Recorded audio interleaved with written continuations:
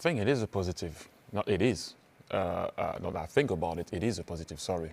I thought at the time, yes, we dropped some points when it did happen, but then you see that obviously Villa is not winning against Everton, so you find yourself in a situation where if nobody wants to run with us, you have to take what you have to take. 7 points ahead, it's a massive advantage. And I know it could have been 9 and it could have been more, but you know, whenever I speak to some friends, when I speak to people, because you didn't see Arsenal cross the line for a very long time in the league, it's almost like, what do you mean you're 7 points ahead? You have 2 teams that can be in the top 4.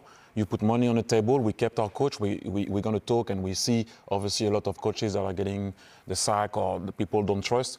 It looked like that we were right to keep that manager. Is doing extremely well. Obviously, I'm going to repeat myself. You put money on the table. You're 7 points ahead.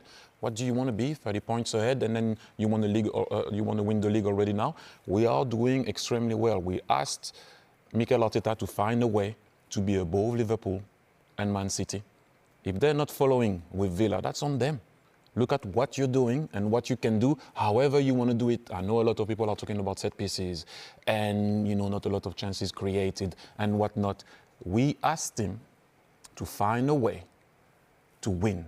We still didn't, but that's what he's doing. Newcastle could stop Man City, then they will, without doubt, themselves cause Man City problems with their pace, and I think that's exactly what happened. Yeah, you said there would be chances. You warned us. Let's look at the goal for Newcastle that made it 1-1. Came shortly after. Slightly fortunate in terms of the deflection, but Newcastle do well in keeping the ball alive. They've got Lewis Hall there on the edge of the box just in case it's cleared to him. That is exactly what he's there for, and he has to get his shot away somehow. Fortunate that it hits 8-0 and takes a deflection and takes it past the goalkeeper. So then you're thinking Newcastle getting more back into the game then and using their pace up front, which they've done very well. Newcastle's first goal in 7 visits to the Etihad Stadium. Were you disappointed with the state of the defending overall, though? Because as we look at O'Reilly's second goal, the one that makes it 2-1, again, you could question the Newcastle defense. Yeah, they were too open. I mean, Voltemada gets beaten too easily here by Semenyo. He goes past him with ease. It's brilliant play, ball in behind. But when you look at Trippier's positioning in the right-back position, he's got to engage and got to be closer to Chow because there's no problem behind him to his right. All of the problem is where Nico O'Reilly is going to run. So if he's closer to Chow, then Nico O'Reilly doesn't get in there. He blocks him and he stops him.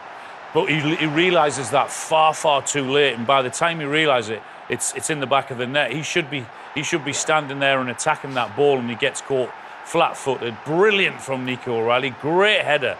I'd have loved that one myself. But from a defensive point of view, Newcastle got caught out there, in particular Kieran Trippier. We talked plenty about Erling Haaland. You'd look at Semenyo, Marmoush coming into the side, and yet it's O'Reilly who's been outstanding with 2 goals. Yes, and he very nearly got a third, which was just judged offside, which was debatable.